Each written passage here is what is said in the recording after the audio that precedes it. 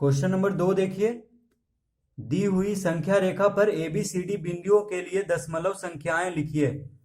तो देखिए इसको यहाँ पे संख्या रेखा दिया हुआ है, ठीक है। इस तरह से ये देखिए संख्या रेखा है जिसपे 0 है, उसके बाद 1 है, उसके बाद 2 है, उसके बाद 3 है, ठीक है। तो संख्या रेखा हमें मालूम है कि 0 के दायां तरफ क्या होता है, धनात्मक संख्या, ठीक है, और बायां तरफ होता है ऋणात्मक। तो देखिए यहाँ पर ऋणात्मक संख्या दिया नहीं है, सिर्फ धनात्मक संख्या दिया है।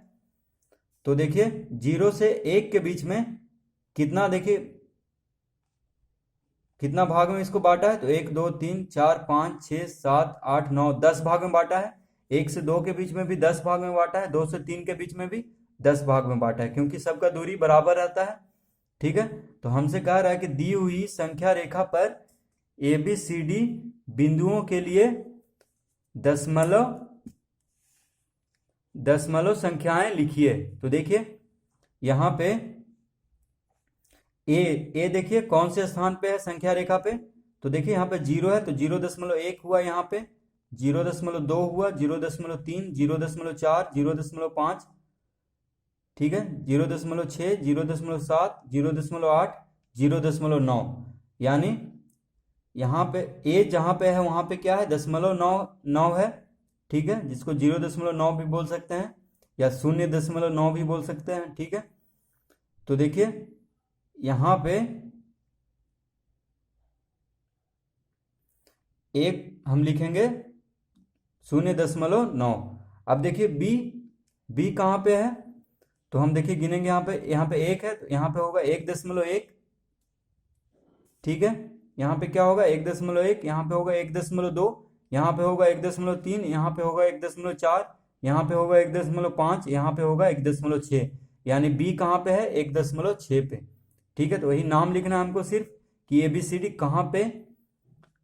देखिए दी हुई संख्या रेखा पर ABCD बिंदुओं के लिए दशमलव संख्याएं लिखी, यानी बी कहाँ पे है, 1.6 है बी का, ठीक है, दशमलव संख्या है। अब देखिए सी कहाँ पे है, तो 2 के बगल में क्या होता है 2, यहाँ पे है 2.1, ठीक है, यानी सी है 2.1 सी का, ठीक है। अब डी देखिए कहाँ पे है संख्या रेखा पे, तो इसको देखते हैं, 2.1 हुआ सी, 2.2, 2.3, 2.4, 2.5, 2.6, 2.7, 2.8, यानी डी कहाँ पे है 2.8। तो इसको हम कॉपी में लिख लेते हैं, ठीक है, ABCD जहां पे है। तो देखिए हम लिखेंगे ए कहाँ पे है, तो ए है 0.9 पे, ठीक है। तो लिखेंगे देखिए ए के बाद डैश दे करके ए 0.9, उसके बाद देखिए बी, तो बी भी लिखेंगे, बी डैश दे करके कहाँ पे है, तो 1.6, ठीक है, 1.6। अब देखिए सी कहाँ पे है, तो सी है 2.1। अब देखिए डी, तो डी कहाँ पे है 2.8, ठीक है। तो देखिए इस तरह से हम इसको बस लिख देंगे, ए जहां पे है, बी जहां पे है, और सी और डी जहां पे है, उसको बस लिख देना है इसका आंसर। अब देखिए क्वेश्चन नंबर 3, निम्नलिखित में से प्रत्येक में कौन सी संख्या बड़ी है, कारण भी लिखिए। तो देखिए पहला में 3.19 है और 3.2, तो इन दोनों में और लिखा हुआ है, तो और को हम नहीं लिखेंगे, यहाँ पे बड़ा छोटा देखेंगे कौन बड़ा है, तो उधर कहाँ पे चिन्ह लगाएंगे, तो देखिए और हटा देंगे हम बीच से, बस लिखेंगे 3.19 और 3.2 सामने सामने, ठीक है। तो इन दोनों में से कह रहा है कि कौन सी बड़ी है संख्या, ठीक है। तो देखिए यहाँ पे 3.1, यहाँ पे देखिए दशमलव के बाद 1 आ रहा है, यहाँ पे दशमलव के बाद 2 आ रहा है, ठीक है। यानी दशांश पे यहाँ पे 1 है, यहाँ पे दशांश में क्या है 2 है, तो ये बड़ा होगा, ठीक है।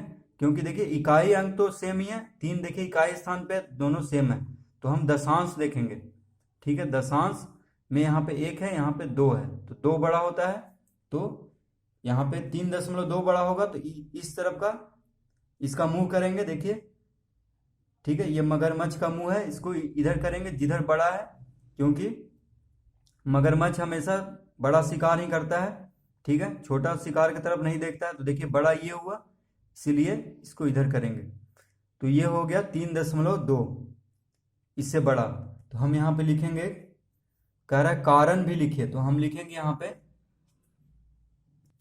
क्या लिखेंगे, दशांश का अंक 3.2 में अधिक है। देखिए दशांश यहाँ पे 1 है, यहाँ पे 2 है, दशांश का अंक तो 3.2 में अधिक है, इसीलिए 3.2 क्या है, बड़ा है। इस तरह हम लिख देंगे इसका कारण। अब देखिए दूसरा में है 4.007, ठीक है, और है और करके है 5। तो देखिए यहाँ पे 4.007 है और 5 है, तो देखिए कौन बड़ा हुआ है, यहाँ पे 4 है इकाई अंक, यहाँ पे इकाई अंक में 5 है, क्योंकि देखिए यहाँ पे दशमलव नहीं है 5 के साथ, तो अगर हम दशमलव लगाएंगे तो यहाँ पे क्या देंगे, 0 0 0, ठीक है, कितना भी जीरो दें दशमलव के बाद कोई फर्क नहीं पड़ता है, ठीक है। तो मान लीजिए हम यहाँ पे दे दिए 0.000, बात बराबर ही है, ये 5 ही है, क्योंकि 5.005 ही होगा, ठीक है।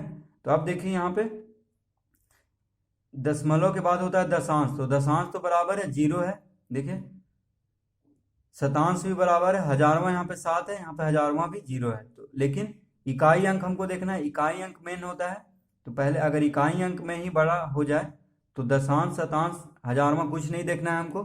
तो देखिए इकाई अंक यहाँ पे 4 है, यहाँ पे 5 है, तो कौन बड़ा हुआ, 5, तो हम सीधा इधर करेंगे, ठीक है।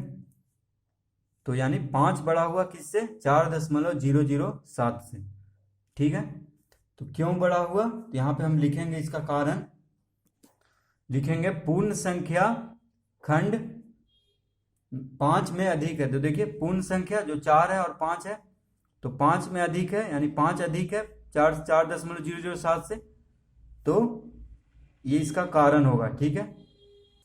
अब देखिए तीसरा, तो तीसरा 6.08 और है 6.1, ठीक है। तो देखिए यहाँ पे कौन बड़ा हुआ, यहाँ पे इकाई अंक तो सेम ही है, देखिए 6 और 6 इकाई अंक दोनों का बराबर ही है, तो दशांश देखते हैं, तो दशांश में 0 है और यहाँ पे दशांश में 1 है, तो देखिए दशांश में 1 है, यहाँ पे 0 है, तो 1 बड़ा हुआ, यानी 6.1 क्या होगा, बड़ा होगा 6.08 से। तो फिर हम यहाँ पे लिखेंगे दशांश का अंक 6.1 में अधिक है, ठीक है। तो यही चीज लिख देंगे, बस यहाँ पे 6.1 लिख देंगे, तो यहाँ पे हम लिखेंगे दशांश का अंक 6.1 में अधिक है। अब देखिए 4 में है 8.32 और है 8.19। देखिए 8.32 हम नहीं बोलेंगे, माफ कीजिएगा, दशमलव के बाद एक एक अंक करके बोलते हैं, 8.32, यहाँ पे 8.19, ठीक है। तो इसमें देखिए कौन बड़ा है, तो यहाँ पे देखिए इकाई अंक दोनों को बराबर है, 8 है, लेकिन दशमलव के बाद वाला यानी दशांश का अंक देखिए यहाँ पे 3 है, यहाँ पे 1 है, तो दशांश को पहले देखना है, अगर दशांश बराबर आता तब हम शतांश को देखते हैं, लेकिन दशांश में ही यहाँ पे बड़ा छोटा है, तो देखिए यहाँ पे 3 है, यहाँ 1 से बड़ा है दशांश, ठीक है। तो यहाँ पे ये बड़ा होगा 8.32, ठीक है। तो यहाँ पे हम लिखेंगे, क्या लिखेंगे, दशांश का अंक 8.32 में अधिक है। क्वेश्चन नंबर 4 देखिए, निम्नलिखित दशमलव संख्याओं को आरोही क्रम में लिखिए। तो देखिए क्वेश्चन नंबर 4 का क्वेश्चन है 2.48, 2.379, 2.045, 2.6, 2.78। तो देखिए इसको हमको आरोही क्रम में लिखना है, आरोही क्रम मतलब छोटा से बड़ा या बढ़ते क्रम, ठीक है। तो बढ़ते क्रम या छोटा से बड़ा या आरोही क्रम, तीनों इसका नाम है। तो देखिए यहाँ पे सबसे छोटा कौन है, उसको पहले हम लिखेंगे। तो देखिए इकाई अंक सबका सेम है, देखिए इकाई अंक 2 2 2 2 2 सबका सेम है। तो अब हम दशांश देखेंगे, तो यहाँ पे 4 है, यहाँ पे 3 है, यहाँ पे 0 है, यहाँ पे 6 है, यहाँ पे 7 है।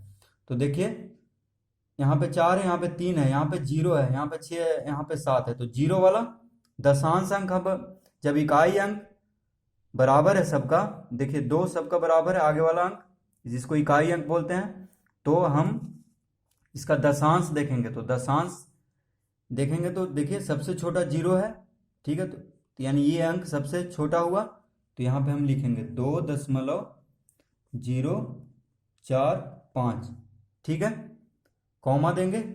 अब देखिए सबसे छोटा हम लिख चुके हैं, अब जीरो के बाद वाला, तो जीरो के बाद दशांश में हम देखेंगे यहाँ पे 3 है, यहाँ पे 4 है, यहाँ पे 6 है, 8 है, तो देखिए 3 वाला, तो ये इससे थोड़ा बड़ा होगा, तो इसको लिखेंगे हम 2.379।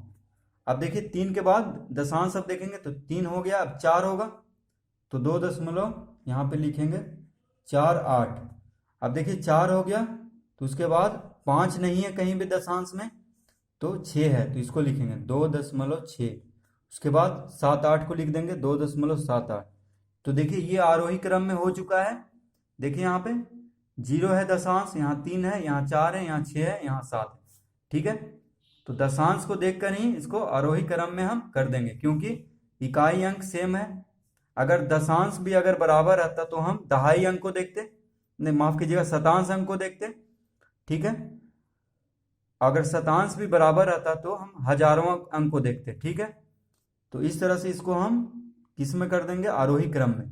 अब देखिए क्वेश्चन नंबर 5। तो क्वेश्चन नंबर 5 कह रहा है कि निम्नलिखित दशमलव संख्याओं को अवरोही क्रम में लिखिए। तो देखिए अवरोही मतलब घटते क्रम, यानी बड़ा से छोटा। तो देखिए क्वेश्चन हम उतारते हैं। तो देखिए ये रहा क्वेश्चन, क्वेश्चन नंबर 5 का, ठीक है। इसको हमको अवरोही क्रम में करना है, इसको सजाना है, ठीक है, यानी बड़ा से छोटा, यानी घटते क्रम में। तो सबसे बड़ा को हम पहले लिखेंगे। तो देखिए यहाँ पे इकाई अंक 1 1 1 1 1 सब बराबर है, इकाई अंक, ठीक है। दशमलव के बायां तरफ वाला अंक सब बराबर है, 1 1 1, ठीक है। अब दशमलव के दायां तरफ वाला में देखते हैं दहाई दशांश वाला। तो देखिए दशांश में सबसे बगल वाला अंक है, दशमलव के दायां तरफ वाला को दशांश कहते हैं, उसके बाद शतांश, उसके बाद हजारवां, ठीक है। तो हम पहले दशांश देखते हैं। तो यहाँ पे 0 है, यहाँ पे 1 है, यहाँ पे 0 है, यहाँ पे भी 0 है, यहाँ पे 1 है, और यहाँ पे 0 है, ठीक है। तो देखिए 0 तो छोटा हुआ, तो 1 वाला को सिर्फ देखेंगे अब दशांश में, जो 1 है, तो यहाँ पे 1 है और यहाँ पे 1 है, ठीक है। तो ये दोनों अंक में कोई बड़ा होगा। तो देखिए 1.17 है, यहाँ पे 1.10 है। तो देखिए यहाँ पे ये दशांश 1 है, यहाँ भी 1 है, तो दोनों बराबर है। तो हम शतांश में देखते हैं, तो शतांश में 7 है, यहाँ पे 0 है, यानी ये बड़ा हुआ 1.17। तो इसको हम पहले लिखेंगे 1.17, ठीक है, कॉमा देंगे। उसके बाद देखिए इसको लिख देंगे, क्योंकि इससे छोटा यही होगा, क्योंकि दशांश में 1 है, तो इसको तो हम लिख चुके हैं, तो अब यही होगा। बाकी सब में देखिए दशांश में 0 है, ठीक है। दशमलव के दायां तरफ वाला पहला अंक देखिए, इसको दशांश कहते हैं, ठीक है, इसको। उसके बाद शतांश। तो देखिए अब इसको लिखेंगे, तो यहाँ पे लिखेंगे 1.00, माफ कीजिएगा 1.1, यहाँ पे 1 भी देंगे, ठीक है, 1.1007, ठीक है, यानी 1.1007 होगा इसके बाद, 1.17 के बाद, यानी सबसे बड़ा हुआ 1.17, उससे छोटा हुआ 1.1007। अब कॉमा देंगे। अब देखिए इससे छोटा कौन होगा, तो देखिए इसका काम खत्म हो गया, और इसका, अब ये दोनों को हम नहीं देखेंगे, क्योंकि ये दोनों हम लिख चुके हैं। अब देखिए शून्य वाला को देखेंगे, जो दशांश में शून्य है उसको देखेंगे। तो यहाँ पे शून्य है, यहाँ भी शून्य है, यहाँ भी शून्य है, यहाँ भी शून्य है दशांश में।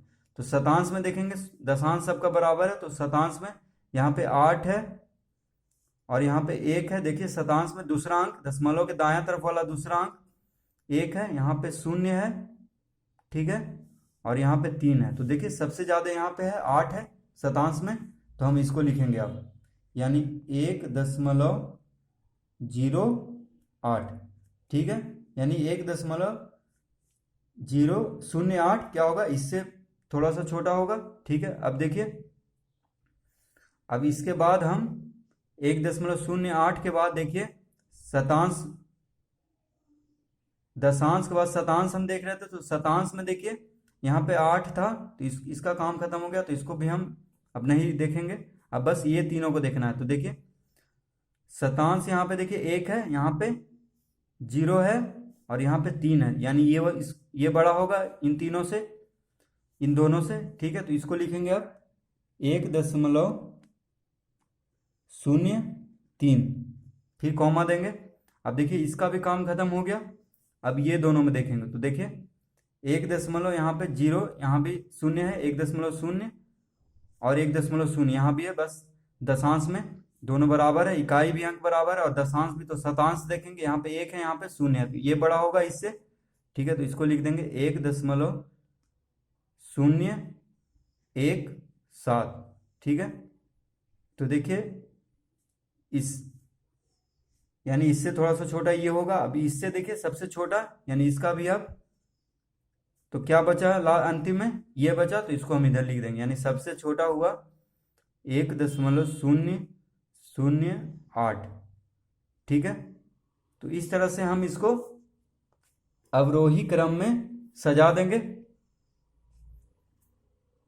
तो देखिए सबसे बड़ा, उसके बाद छोटा, उसके बाद छोटा, ऐसे होते होते सबसे छोटा, ये हो गया अवरोही क्रम। और आरोही क्रम में सबसे बड़ा, उसके बाद छोटा, उसके बाद सबसे छोटा अंतिम में। ठीक है, तो ये होता है आरोही क्रम में